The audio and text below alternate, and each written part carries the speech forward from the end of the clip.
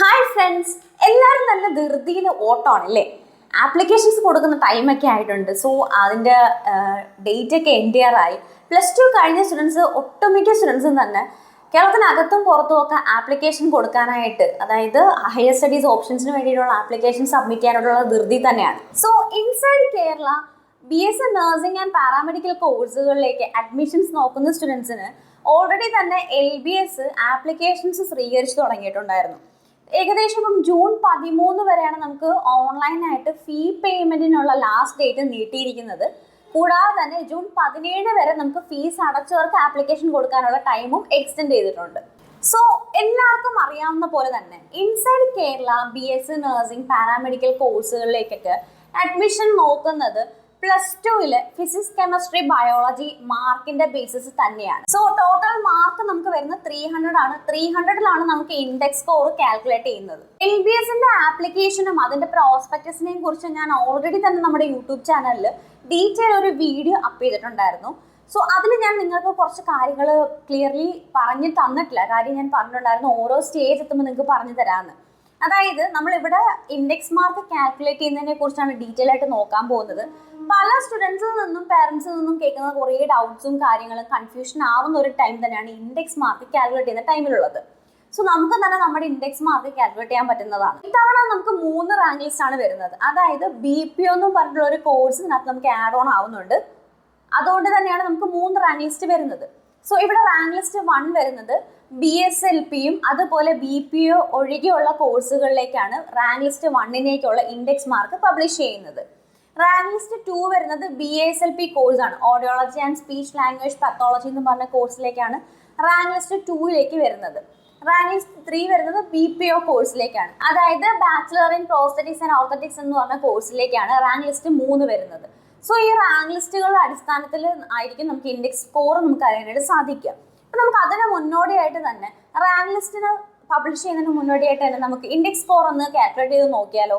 എങ്ങനെയാണ് index score calculate ചെയ്യുന്നതാണ് ഇന്ന് നമ്മൾ ഈ വീഡിയോയിൽ ഡീറ്റെയിൽ ആയിട്ടൊന്ന് നോക്കുന്നത്. അപ്പം ഞാൻ നേരത്തെ പറഞ്ഞ പോലെ തന്നെ നമ്മുടെ ഫിസിക്സ് കെമിസ്ട്രി ബയോളജി +2ന്റെ ആണ് കേട്ടോ, +1ന്റെ അല്ല. +2ന്റെ ഫിസിക്സ് കെമിസ്ട്രി ബയോളജിയുടെ മാർക്കിന്റെ ബേസിസിലാണ് നമുക്ക് കാൽക്കുലേറ്റ് ചെയ്യുന്നത്. സോ റാങ്ക് ലിസ്റ്റ് 1, അതായത് BSc നഴ്സിംഗ് മറ്റ് പാരാമെഡിക്കൽ കോഴ്സുകളിലേക്കുള്ള റാങ്ക് ലിസ്റ്റ് 1ലേക്ക് കൺസിഡർ ചെയ്യുന്നത് ഫിസിക്സ് കെമിസ്ട്രി ബയോളജിയുടെ മാർക്ക് തന്നെയാണ്. അപ്പം റാങ്ക് ലിസ്റ്റ് 2ലേക്കോ, റാങ്ക് ലിസ്റ്റ് 2ലേക്ക് വരുന്ന കോഴ്സ് BASLP ആണ്. സോ ഇവിടെ നമുക്ക് ഫിസിക്സ് കെമിസ്ട്രി ബയോളജി മാത്രമല്ല കൺസിഡർ ചെയ്യുന്നത്, കുറച്ച് സബ്ജക്ട്സും കൂടെ ആഡ് ഓൺ ആവുന്നുണ്ട്. അതെന്തൊക്കെയാണെന്ന് നോക്കിക്കഴിഞ്ഞാൽ ഫിസിക്സ് കെമിസ്ട്രി ബയോളജി അല്ലെന്നുണ്ടെങ്കിൽ മാത്സ്, അഥവാ നമുക്ക് ഈ ബയോളജിക്ക് പകരമായിട്ട് മാത്സ് വരുന്നുണ്ട്, ഇലക്ട്രോണിക്സ് വരുന്നുണ്ട്, സ്റ്റാറ്റിസ്റ്റിക്സ് വരുന്നുണ്ട്, സൈക്കോളജി വരുന്നുണ്ട്, കമ്പ്യൂട്ടർ സയൻസ് വരുന്നുണ്ട്. അപ്പം ഇങ്ങനെയൊക്കെ സബ്ജക്ട്സ് പഠിച്ച സ്റ്റുഡൻസിന് നമുക്ക് BSLP കോഴ്സിന് ആപ്ലിക്കേഷൻ കൊടുക്കാവുന്നതാണ്. സോ അതായത് റാങ്ക് ലിസ്റ്റ് 2 BSLP കോഴ്സിൽ കൺസിഡർ ചെയ്യുന്നത് ഒന്നെങ്കിൽ ഫിസിക്സ് കെമിസ്ട്രി ബയോളജി അല്ലെന്നുണ്ടെങ്കിൽ ഫിസിക്സ് കെമിസ്ട്രി കമ്പൽസറി ആണ്. കൂടാതെ നമുക്ക് ബയോളജിയോ മാത്സോ ഇലക്ട്രോണിക്സോ ഏതൊരു സബ്ജക്റ്റ് ആണോ ആ കുട്ടി പഠിച്ചിരിക്കുന്നത് അതിൻ്റെ മാർക്കിനാണ് ബേസിസിലായിരിക്കും ഇൻഡെക്സ് മാർക്ക് കാൽക്കുലേറ്റ് ചെയ്യുക. ഇനിയിപ്പം ഒന്നിലധികം സബ്ജക്ട്സ് ആ ഒരു കുട്ടി പഠിച്ചിട്ടുണ്ടെങ്കിൽ, അതായത് മാത്സും പിന്നെ സ്റ്റാറ്റിസ്റ്റിക്സും ഒക്കെ പഠിച്ചിട്ടുള്ള ഒരു കുട്ടിയാണെന്ന് വെച്ചോ. സോ ഇങ്ങനെ ഒരു കേസ് വന്നു കഴിഞ്ഞാൽ ഈ പറഞ്ഞിരിക്കുന്ന സബ്ജക്ട്സിൽ ഒന്നിലധികം സബ്ജക്ട്സ് ആ കുട്ടി പഠിച്ചിട്ടുണ്ടെന്നുണ്ടെങ്കിൽ ഏതൊരു സബ്ജക്റ്റിനാണോ ഉയർന്ന മാർക്ക് ലഭിച്ചിട്ടുള്ളത്, ആ ഒരു കുട്ടിക്ക് ഏതൊരു സബ്ജക്ട്സിലാണോ ഉയർന്ന മാർക്ക് ലഭിച്ചിട്ടുള്ളത് ആ ഒരു സബ്ജക്റ്റിന്റെ മാർക്കായിരിക്കും കൺസിഡർ ചെയ്യുക. അപ്പം റാങ്ക് ലിസ്റ്റ് 3നകത്ത് BPO കോഴ്സിനകത്ത് വരുന്നതെന്ന് പറഞ്ഞാൽ ഫിസിക്സ് കെമിസ്ട്രി ഒന്നെങ്കിൽ മാത്സ് അല്ലെന്നുണ്ടെങ്കിൽ ബയോളജി പ്ലസ് ഇംഗ്ലീഷ്, ഇത്രയും സബ്ജക്ട്സ് ആണ് ഇതിനകത്ത് കൺസിഡർ ചെയ്യുന്നത്. ഒന്നെങ്കിൽ ഫിസിക്സ് കെമിസ്ട്രി ബയോളജി ഇംഗ്ലീഷ് അല്ലെന്നുണ്ടെങ്കിൽ ഫിസിക്സ് കെമിസ്ട്രി മാത്സ് ഇംഗ്ലീഷ്, ഈ സബ്ജക്ട്സ് പഠിച്ചവർക്ക് മാത്രമാണ് BPO കോഴ്സിന് ആപ്ലിക്കേഷൻ കൊടുക്കാനായിട്ട് സാധിക്കുക. സോ അപ്പം റാങ്ക് ലിസ്റ്റും അതിന്റെ ഡീറ്റെയിൽസും ഒക്കെ ഒന്ന് ക്ലിയർ ആയി കാണുമെന്ന് ഞാൻ വിചാരിക്കുന്നു.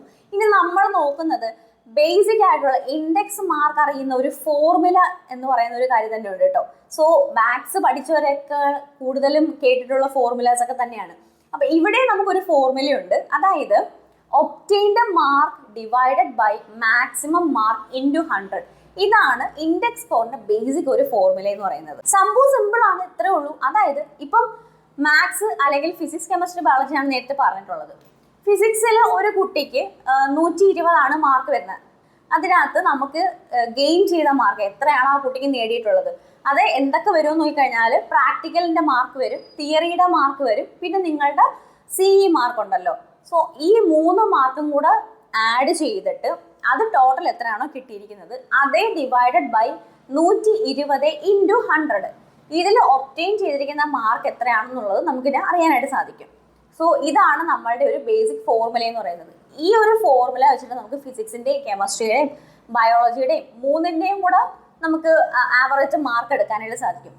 സോ ഈ കിട്ടുന്ന ആവറേജ് മാർക്കിൻ്റെ 3ഉം കൂടെ കാൽക്കുലേറ്റ് ചെയ്യുന്നതിൻ്റെ ആണ് നമുക്ക് ഇൻഡെക്സ് സ്കോർ 300ൽ എത്രയാണെന്നുള്ളത് അറിയാനായിട്ട് സാധിക്കുന്നത്. അപ്പോൾ ഒരു എക്സാമ്പിൾ നിങ്ങൾക്ക് ഞാൻ പറഞ്ഞു തന്നു കഴിഞ്ഞാൽ, ഇപ്പം ഫിസിക്സ്, കെമിസ്ട്രി, ബയോളജി ഈ 3 സബ്ജക്റ്റിനും ഒരു കുട്ടിക്ക് സെയിം മാർക്കാണ് ലഭിച്ചതെന്ന് നിങ്ങളൊന്ന് തിങ്ക് ചെയ്തോ. അതായത് 105 മാർക്ക് ഔട്ട് ഓഫ് 120. 120ൽ 105 മാർക്കാണ് ഈ ഒരു കുട്ടിക്ക് ഫിസിക്സ്, കെമിസ്ട്രി, ബയോളജിക്ക് കിട്ടിയെന്നുള്ളത് നിങ്ങൾ ജസ്റ്റ് ഒരു എക്സാമ്പിളിന് വേണ്ടി ഞാൻ പറയുവാണേ. അപ്പം 105 മാർക്കാണ് കിട്ടിയെന്നുണ്ടെങ്കിൽ 105 ഡിവൈഡഡ് ബൈ 120 ഇൻറ്റു 100. സോ നമുക്കിവിടെ കിട്ടുന്നത് 87.5 മാർക്ക് വരുന്നത്. അപ്പോൾ ഈ 3ന് 87.5 ആയിരിക്കും വരിക. സോ ഈ 3ൻ്റെയും 87.5 ആഡ് ചെയ്യുമ്പോൾ നമുക്ക് ടോട്ടൽ കിട്ടുക 262.5 വരുന്നത്. സോ ആ ഒരു കുട്ടിയുടെ ഇൻഡെക്സ് മാർക്ക് എന്ന് പറയുന്നത് 300ൽ 262.5. ഇത്രയേ ഉള്ളൂ നമ്മൾ ഇൻഡെക്സ് മാർക്ക് കാൽക്കുലേറ്റ് ചെയ്യുന്നതിൻ്റെ ഒരു ഫോർമുല ബേസിസിൽ വരിക.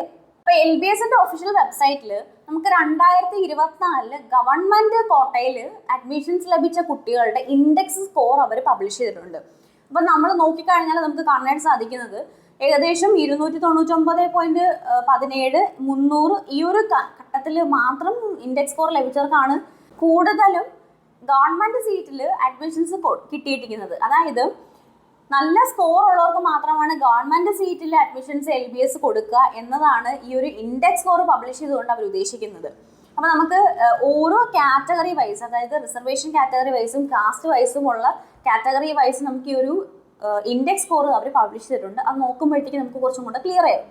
സോ LBSന്റെ ഒഫീഷ്യൽ വെബ്സൈറ്റിൽ കയറി കഴിഞ്ഞാൽ തന്നെ നിങ്ങൾക്ക് ആ ഒരു റൈറ്റ് സൈഡിൽ തന്നെ നമുക്ക് കാണാനായിട്ട് സാധിക്കുന്ന ഒരു അഡ്മിഷൻ ടു പാരാമെഡിക്കൽ എന്ന് പറഞ്ഞ ഒരു ലിങ്കിൽ ക്ലിക്ക് ചെയ്യുമ്പോൾ തന്നെ ഓട്ടോമാറ്റിക്കലി നമുക്ക് ഈ ഒരു ഇൻഡെക്സ് സ്കോർ കാണാനായിട്ട് സാധിക്കും. സോ അപ്പം സ്റ്റുഡൻസിന് എല്ലാവർക്കും ഇൻഡെക്സ് സ്കോറിൻ്റെ കാര്യത്തിൽ ഡൗട്ടൊക്കെ ഉള്ളത് ക്ലിയർ ആയെന്ന് വിശ്വസിക്കുന്നു. കാരണം സിമ്പിളി നമുക്ക് തന്നെ നമ്മളുടെ ഒരു ഇൻഡെക്സ് സ്കോർ അറിയാനായിട്ട് സാധിക്കുന്ന ഒരു ഫോർമുല തന്നെയാണ് ഞാൻ ഈ വീഡിയോയിൽ നിങ്ങൾക്ക് പറഞ്ഞു തന്നിരിക്കുന്നത്. അപ്പോൾ ഇതുപോലെ അപ്കമിങ് ആയിട്ടുള്ള അപ്ഡേറ്റ്സും പുതിയ പുതിയ കാര്യങ്ങളെക്കുറിച്ച് നിങ്ങൾക്ക് അറിയാൻ വേണ്ടിയിട്ട് വേഗം തന്നെ നമ്മുടെ യൂട്യൂബ് ചാനൽ ഒന്ന് സബ്സ്ക്രൈബ് ചെയ്തോളൂ. അപ്പോൾ അടുത്തൊരു വീഡിയോ ആയിട്ട് see you soon.